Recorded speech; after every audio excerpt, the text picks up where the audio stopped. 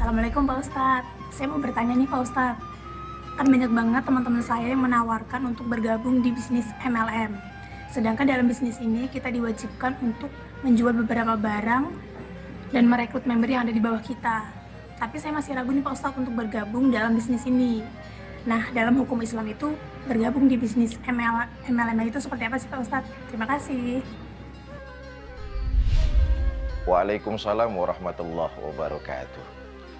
Saudara-saudara para pemirsa, bisnis dalam Islam masuk kategori muamalah yang hukum asalnya adalah boleh. Seperti dijelaskan dalam satu kaidah fikih, al-aslu fil muamalah al-ibahah. Bisnis dalam Islam masuk bagian dari muamalah dan itu dibolehkan. Perkembangan bisnis sekarang ini, baik sistem maupun budaya bisnisnya, sudah sangat pesat dan cepat. Maka diperlukan improvisasi, inovasi, teknik, dan mediasi dalam dunia usaha perdagangan. Dan Islam memberikan jalan untuk itu semua. Maka dunia usaha, bisnis, perdagangan dalam Islam boleh dan memberikan ruang untuk melakukan perniagaan.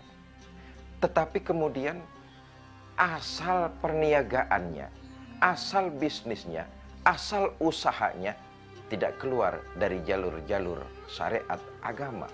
Seperti penanya tadi, apa hukumnya dalam agama Islam tentang multi level marketing? Saudara para pemirsa, pakar marketing mengatakan ada 3 macam jenis pemasaran. Pertama, marketing eceran. Yang kedua, marketing penjualan langsung kepada konsumen. Ini yang mereka sebut direct selling. Pemasaran yang langsung kepada konsumen. Nah, yang ketiga, membangun sebuah jaringan, mengikut sertakan pelanggan sebagai tenaga pemasaran. Ini yang sekarang lagi booming disebut dengan MLM, multi level marketing. Bagaimana Islam menanggapinya? Di awal saya katakan hukum asalnya ibahah, boleh, tetapi dengan prinsip-prinsip. Apa prinsipnya? Pertama, menjauhi sifat doror. Apa itu doror? Bahaya. Tidak boleh sebuah usaha dilakukan menjerumus kepada hal-hal yang sifatnya doror, bahaya. Umpama menanamkan investasi untuk melakukan pendirian, pendistribusian, dan penyebaran narkoba. Menginvestasikan uang untuk menyalurkan, membuat dan menyalurkan serta menjadi bagian dari distribusi narkoba. Doror, bahaya, dan ini haram. Yang kedua, menjauhkan hal-hal yang bersifat jahalah. Apa itu jahalah? Ketidakjelasan. Dalam Islam sebuah perniagaan, barang yang mau diperjualbelikan harus jelas bentuknya.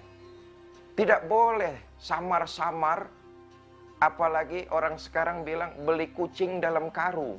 Barangnya itu harus jelas. Saya menjual barang misalnya dengan si fulan, barangnya itu harus tampak dan jelas, serta diperlihatkan kepada fulan. Lalu terjadilah transaksi tawar-menawar.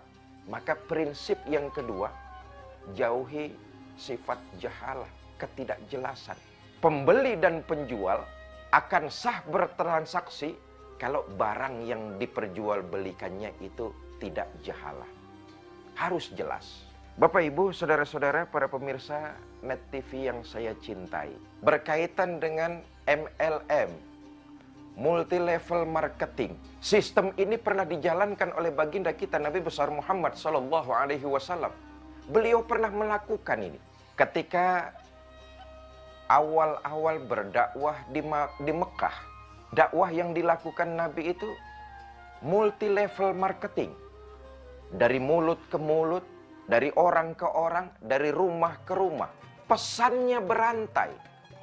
Membangun sebuah jaringan yang mereka juga diikut sertakan oleh baginda Nabi sebagai pemasar.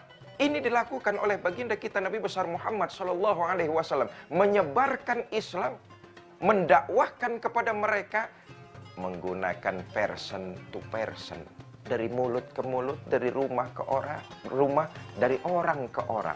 Saudara, saya kembali, muamalah ini masuk kategorinya muamalah.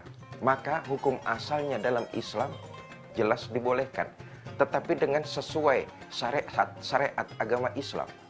Yang perlu diketahui dalam bisnis MLM ini, pertama, MLM yang akan kita ikuti jauh dari unsur maisir.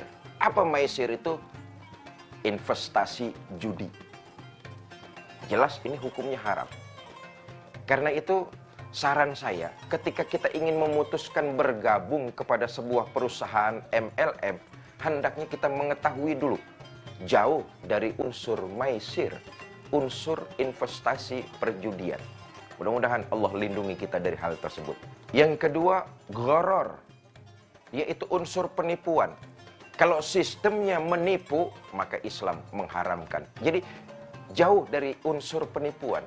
Dan yang ketiga, jauh dari unsur riba. Saudara-saudara, tentu tidak cukup waktu membahas hal-hal seperti ini, tetapi mudah-mudahan ini bisa dipahami dan mencegah kita supaya kita lebih teliti lagi dalam menginvestasikan atau dalam berusaha bergabung dengan MLM.